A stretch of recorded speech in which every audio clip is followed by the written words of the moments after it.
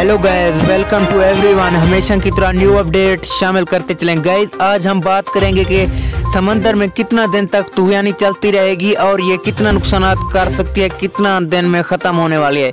Guys, इस video की मुकम्मल तफसीलात से पहले वीडियो को लाइक करके चैनल को सब्सक्राइब कर दें, बेल आइकन को इनेबल करना ना भूलें ताकि इस तरह की खबरों का नोटिफिकेशन आपको बर वक्त मिलता रहे, आप रहें बाखबर।